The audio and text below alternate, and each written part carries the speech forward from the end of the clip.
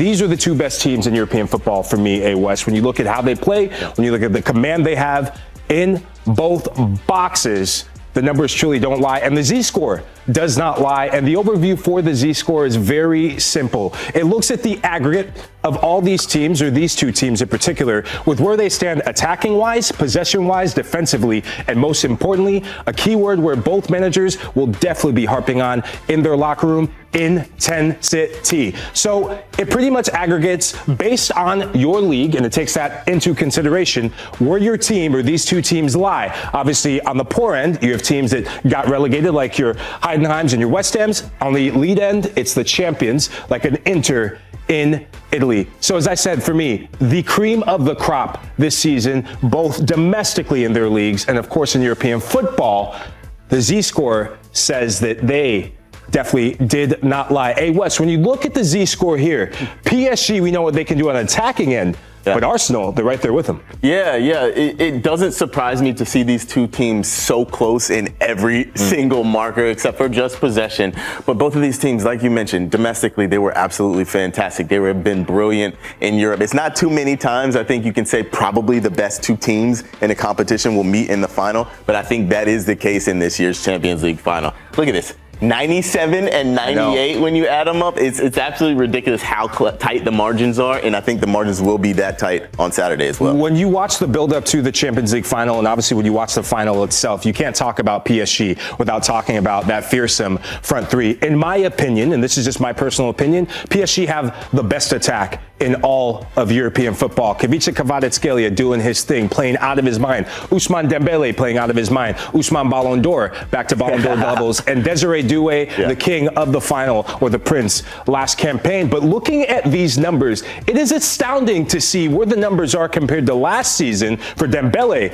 But with the rest of the supporting cast, in the Champions League in particular, I got my eye on Kvaratskhelia and Doué, Barcola as well, coming in hot. First of all, I'm not going to disagree with you in the slightest. You are spot on. This front three for PSG is the best in Europe. They proved it last year. They've shown it again this year. They haven't dropped off. It took a little while to get into the season, but I think that was expected given the fact that they didn't have a preseason. They just went straight from the Club World Cup into this season. But look at these guys.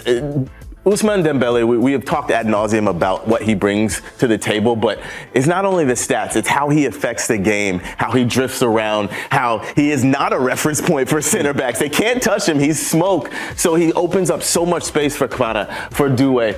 Bradley Barcola off the bench is a terrifying prospect as well because he starts for just about any other big team in Europe. But these four guys, whatever the combo is, probably this three plus them, it's going to be a ridiculous front three. It's a terrifying prospect, honestly. Yeah, on the other side of things, as good as PSG's front line has been, Arsenal's attack, they're starting to get into their own. If you'd have told me that the difference between them would be 7 goals on the season, set piece FC, I'm talking about goal scoring FC, man.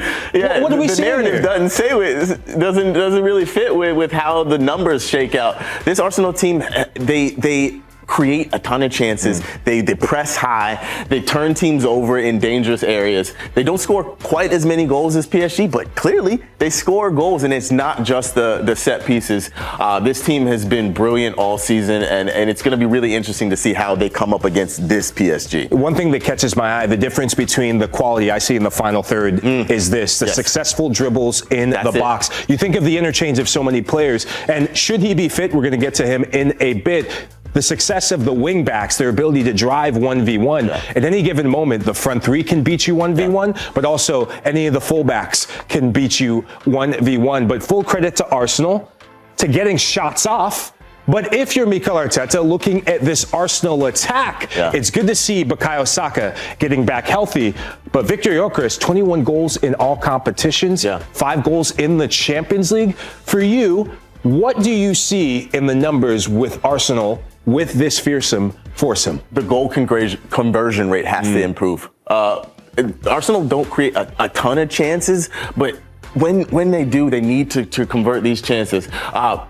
Leandro Trossard has been a really, really important player for Arsenal throughout this season. Bukayo Saka is Arsenal's player, and now it seems as if he's gotten his legs back under him. It's been a rough season in terms of injury layoffs, but he's back in the team. Kai Havertz, who I think, we'll talk about this in a bit, but I think he will be the guy for Arsenal on Saturday. We talk about Ousmane Dembele affecting the game outside of the statistics. Kai Havertz is another guy who does exactly the same. His movement, the way that he is able to drift and combine with Arsenal players has been key, will be key, but the conversion rate has to improve, because especially in a final, you have to take your chances, and if Arsenal are going to have a shout, it has to be better. So the big question I have, and I'm sure a lot of Arsenal fans are going to be having, I know that people are going to look in that midfield, but we're talking about the front line. If you're Mikel Arteta, we're going to give you the managerial badges. Who do you start in this final? You alluded to Kai Havertz, but is there a case that 21 goals and the fact that you wouldn't be in this Champions League final had it not been for the performances, the spaces that Victor Gyökeres opens up, and obviously the finishing touch that he's found since the start of the calendar year, that has to account for something. This is not an easy decision for Mikel Arteta, but I think the decision will be for Havertz because of the way that Arteta wants to play. Ideally, he wants a striker who can drop in and combine. He wants a striker who can run in behind. He wants a striker who can kind of do all of it, and that is Kai Havertz. He's almost the ideal Arteta striker. If he was a better finisher, he'd be perfect. But Victor Gyökeres, I think, will have something to say in this match. I don't think it'll be from the start, but off the bench, his running, his ability to press, his chance conversion, even if he does start, he has been so key for Arsenal defensively. His work off the ball has been, I don't see many strikers, or if any strikers, who work as hard as he does on the defensive side of the ball. So he will also bring that if he does get the start. But I think I will lean towards Havertz in this match. I think Arteta will go with him. Yeah, I'm going to lean towards Victor Gyökeres because I think he's going to finish what he started. But that's the lap of luxury you have if you're Mikel Arteta. The big man, though, in this final for Arsenal has to be Bukayo Saka, captain the team in the second leg against Atleti. And finals are all about moments, and they're all about matchups. This is one of the biggest matchups on display in this final. Nuno Mensch, the left fullback for PSG, the best left fullback in world football right now. I stand on it. The numbers back it up as well, having a hell of a season by his standards. Bukayo Saka, although the numbers are what we're used to seeing, I think it's his lowest goal-scoring output since 2020-2021 season.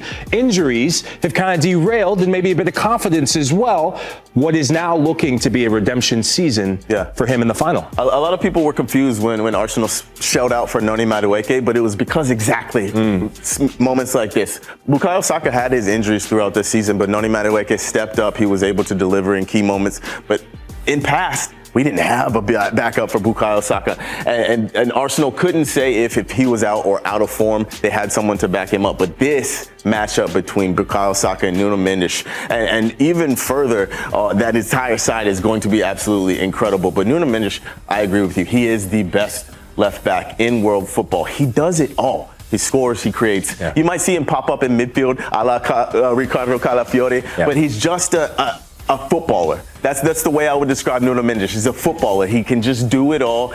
Technically proficient, physically incredible, a brilliant footballing brain. This battle is going to be incredible. Yeah, it's really remarkable to see what a difference a season makes. This was last year's matchup where Bukayo Saka did etch his name into Arsenal folklore and history. Scores a goal in the semifinal, scores a goal again to punch Arsenal's ticket to the Champions League final. But now on the PSG side, I said it is going to be so important how Arsenal deal with their fullback situation. Looking at the Z score, it's amazing to think how neck and neck PSG and Arsenal are from a defensive standpoint. But for me, a big reason why they have the edge in the attacking end of things has been the quality that they have, not just with Nuno Mensch, but also when you have a healthy Achraf Hakimi. And when we look at how important Hakimi's been, for some context, last season, Achraf Hakimi was the leading goal scorer amongst defenders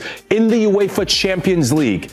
He was a big factor in the final, but even without Hakimi, and reports are Hakimi is training as we speak today for PSG, looking to play a part in the final. He still has to get healthy, but not a backup if you're Warren Zaire-Emery. 21 times he's had to fill the void, at right back 100%. is pretty damn good. Yeah, there's not a, it's crazy to say there's not a massive drop off from Hakimi to Warren Zaire-Emery. You touched on this in our other shows.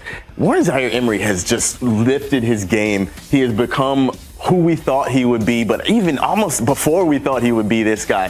The versatility that he has shown, the maturity to be able to step in as a right back for Achraf Hakimi. Achraf Hakimi, though, if he can play, terrifying prospect. The way that he bombs up and down the wing and cuts in, he's a brilliant player. Yeah, we see the biggest difference between the two of them. The number of crosses that come into the final third. I go back to the first leg against Bayern Munich. Bayern didn't have an answer for him when he was healthy because his underlapping runs wreak havoc and open up spaces for the cutback 100%. for one Ousmane Dembele or Kvaratskhelia. Now, goalkeepers are often the most slept on players in finals, but goalkeepers often decide Champions League finals. And if you're Arsenal, arguably, do you have the best goalkeeper in the world for the Gunners? On form, you could probably say David Raya is the best goalkeeper right now. Probably should have been in a shout for Premier League Player of the Season. Arguably, Arsenal's Player of the Season. David Raya has been absolutely brilliant. And if you want a reference point for how important he is to this team, watch the Carabao Cup final. Go out and watch that and see how different Arsenal is with Kepa in goal, with David Raya in goal. He is the spark. He is the creator for, he builds out of the back for them. He is so important in their build out. The way that he plays off his line is so important for Arsenal pressing high. David Raya has been immense. His growth in the Arsenal goal has been fantastic over the last couple of years. But Matvei Safonov, nothing to scoff at. Massive, massive gloves to fill with Gigio Donnarumma. But as the season's gone, took the gloves from Chevalier, showed that he probably is the guy for the future for PSG, made some really, really big saves. Not a guy to scoff at in the slightest. I think he's made for these moments as well. Yeah, it's such a redemptive story for him, showing you that at any given moment you can go from being an outsider to potential hero for PSG. Now, we've given our sort of behind-the-scenes information with SofaScore, but I want to see what the Oracle has to say. And the Oracle never lies, but the Oracle is all about the numbers. Looking at the Oracle says PSG's high pressure yields early returns. Wow. But Arsenal doesn't shrink. The Oracle's telling us that the Gunners are going to get their hands on their first ever European title in the form of the UEFA Champions League. Hey, Wes, are you buying what the Oracle is saying? If I was going to make this prediction, it would be the opposite. I would pick PSG because of the quality they have. They've already done it. Their front three, these matches come down to big moments and special moments from special players.